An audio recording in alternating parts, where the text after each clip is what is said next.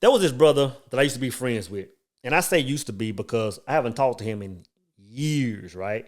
But me and this brother, man, we would be sitting down at work, just chopping it up. And he would always say this, man. We would be telling each other stories about life or whatever. And if I was telling a story where it started getting kind of interesting or getting kind of like hard to believe, the brother would just stop me in my tracks, right? He would say, brother, you can lie to your friends and I can lie to mine. But we ain't got a lot of each other. And I ain't gonna lie, man, I cracked up laughing every time that brother said that, man, like it was the first time he said it, right? And I think about that all the time when I'm looking out in this world. I think about that all the time when I'm looking at, the Instagram, the book, the tube, and all these other, factions of the internet, right? And I see people living their lives, and I'm like, man, it seems like everybody is living the ideal life. It seems like everybody is living the ideal American dream. Everybody has the perfect spouse. Everybody has the perfect career. Everybody has the correct amount of money in the bank. Everybody's children are angels. And I'm thinking to myself, I'm like, surely goodness and mercy. I'm like, surely I'm not the only one that faces problems in life. I'm not the only one that sees hurdles, am I? I mean, brother, there's been in times in life, man, where I couldn't get my account out of the negative. There were times where I was sitting in a dark room with no electricity. I've been laid off from jobs. I've been facing foreclosure and repossession. And I'm like, I'm the only one? I'm like, how, God? Like, how is every person on the planet, besides soul, immune to the storms of life? Right? Now, for those of y'all that say, you know what, like I am in that circle. Like I have issues. I have storms. My money was funny back. I'm gonna tell you this, brother. If y'all are going through that right now, and you're looking at the rest of the world saying, you know what, like, how do they get to the place where they are winning? I'm talking about people who have come out of it. I'm telling you, there is a way. I'm telling you, if you've listened to the things I've said over a number of videos, if you watched the recipe and studied it, brother, you will come out of your storm. On everything I know, on everything I love, on God, on the all, brothers, you will come out of that storm. You know what I'm saying? But here's the thing. I have a disclaimer. If you aren't ready to, create a storm, don't listen to nothing that soul says. Stay away from my words. Stay away from everything I talk about. If you aren't willing to create a storm, and what I mean by that is this. If you aren't willing to, let's say your circle of friends, the brothers you grew up with, the people you hang with, the people at the church, the people, whoever.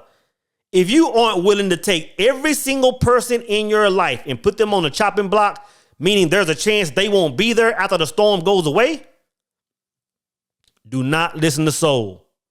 Do not watch the recipe. Stay away from what I'm saying. Trust me, brothers.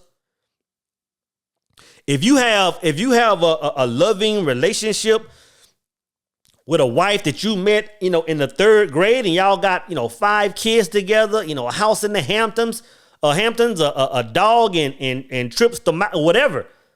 You got that perfect life, but it's something about that life that you saying, you know what, brother, something ain't right with it. Like it seems cute on the outside, but internally I'm miserable. You know what I'm saying? Like, yeah, I'm posting pictures on the gram and it's like, yeah, we smiling and life is good. But when I cut that camera off, when I cut that cell phone, man, my life is hell. I got to come out of this, man. If you aren't willing to put all that on the chopping block, brother, do not listen to soul. And that's a hard thing, man. Wife, kids.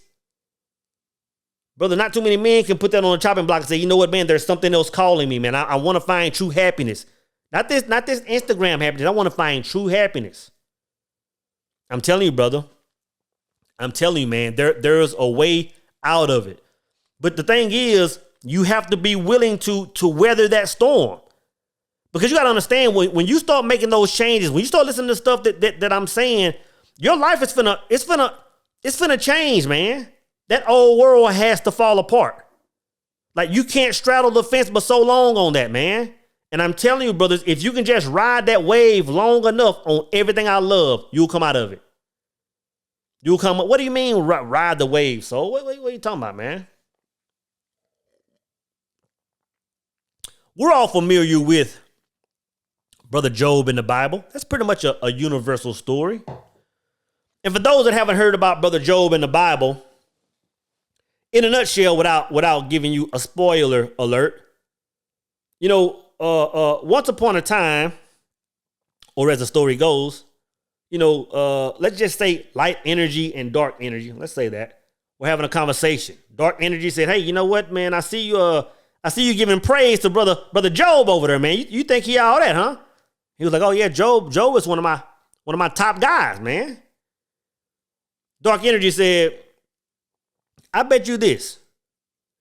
Like, I bet you my bottom dollar that if you remove that Psalms 91 protection you have over this brother, I bet you my bottom dollar, man, he'll cuss you to the sun and back."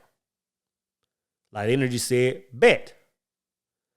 So as the story goes, or as legend has it, Brother Job went through some things, man.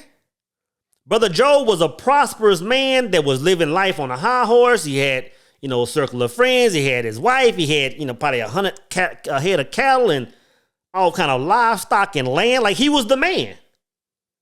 He was the man. But as legend has it, man, Job began to lose all that stuff. Think about this. Think about your circle of friends, the brothers you grew up with, man, will come to you saying, "Hey, man, I see you got some things going on, man. Like I see life has happened to you. Like, you down and out, man, and you still talking about, walking on water. You still talking about manifestation. You still talking about, this all source that you believe in."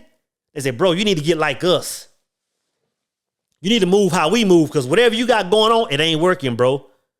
You need to get with us, man, or we're going to have to separate ourselves from you." Brother Job said, "It was nice knowing you, man." Think about having a wife that you went to high school with, your high school sweetheart. Y'all went to prom. Y'all got married early. Y'all went through hard times. Y'all have, a family. Y'all have built something huge, but you can still feel something pulling from you, right? Think about this wife that you love that's been there the whole time. It's coming to you saying, "Baby, like, I love you. Like, I'm your ride or die. But baby, you're going through something right now. You're losing right now. And you still talking about standing on faith? You still talking about let's meditate? You still talking about, let's walk in our I am? And your life is going to hell?" She was like, "Baby, I love you, but I can't ride. Like either you snap out of that trance you're in, or I'm going to have to dip." But the Job said, "So mote it be. Be gone." Think about your bag. Think about Capital One. Think about Chase. Think about USAA calling you one day and say, "Hey, you know what? We're sorry, brother. But all that money you had in the bank, for some reason it's gone. We have no explanation." It said Brother Job lost so many head of cattle, I believe. He lost all kinds of land. He lost all this stuff. And now everybody in the city that once thought Job was the man is now looking at him like, "Brother, like you were the man. And now you've lost everything, and you still talking about this God stuff? You still meditating.